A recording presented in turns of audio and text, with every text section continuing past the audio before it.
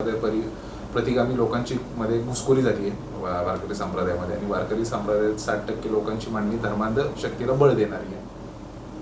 नाही, मला वाटतं की त्यांनी हे सत्य गोष्टी ती त्या ठिकाणी कल्पना दिलेली आहे.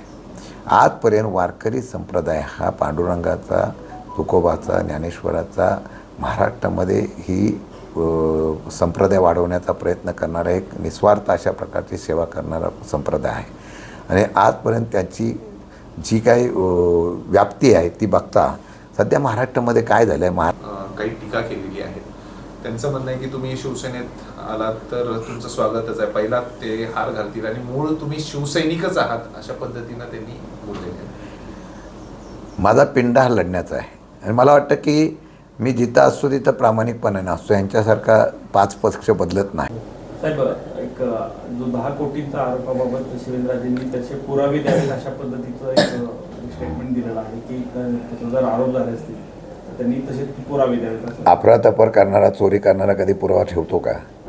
माझ्या माहितीप्रमाणे ज्यांनी या ठिकाणी गेले, मला आश्चर्य वाटतं, सातारा जिल्ह्यामध्ये ज्यांनी अशा प्रकारची गद्दारी केली ती लोक सरळ सांगतात आम्ही राष्ट्रवादीच्या घड्याळामध्ये चिन्हावरच आहोत, त्या पक्षातच आहोत आणि आम्हाला त्या पक्षातूनच सभापतीपद मिळालं. म्हणजे विनोदाचा भाग आहे तो.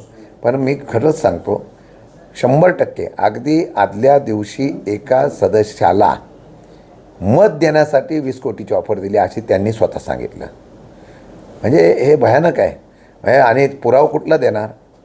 पुरावा एवढंच आहे की त्या ठिकाणी जी व्यक्ती या असलेल्या सगळ्या प्रकारामध्ये सांगते की मला अशा प्रकारची ऑफर आली, मला मिळाली, ते आमच्यामध्ये समोर बोललेले आहेत ना. आणि ती ऑफर आलेली जर सांगितलं असेल मग असेच फुटले का? काही अगदी प्रेम ओतून गेलं होतं का पक्ष सोडून लगेच जायचं? इथं निवडून ज्या चिन्हावर आले होते पुरावा देण्याचा, आणि मग तुम्हाला एवढी लोकशाही माहीत होती, मग लोकशाहीने मतदान होऊन द्यायचं होतं ना. तुम्ही तर टी व्हीच्या समोरच सगळं मी तुला मदत केली आहे, तू आम्हाला मत दिलंच पाहिजे, हे कोणी सांगितलं? आम्ही नाही सांगितलं, तुम्हीच सांगत होता ना. त्यामुळे या तथ्य आहे ते आहे. ज्येष्ठ गायिका आशा भोसले यांचं निधन झालंय, काय सांगाल कोणत्या?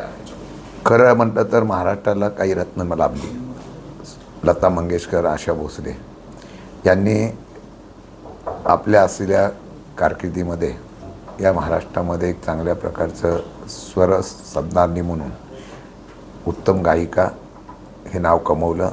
महाराष्ट्राचा अभिमान वाटेल, देशभरामध्ये त्याची कीर्ती पोचवली. आणि काल त्यांना हृदयविकाराचा झटका आल्यानंतर आज त्यांचं दुःखद निधन झालं. महाराष्ट्रामध्ये हे खरं म्हटलं तर एक फार मोठं दुःख पसरलेलं आहे. एक चांगल्या महाराष्ट्राचं नावलौकिक गाजवणारा एक स्वर साधनांना आम्ही मुकलो आहे. मी त्यांना भावपूर्ण श्रद्धांजली अर्पण करतो.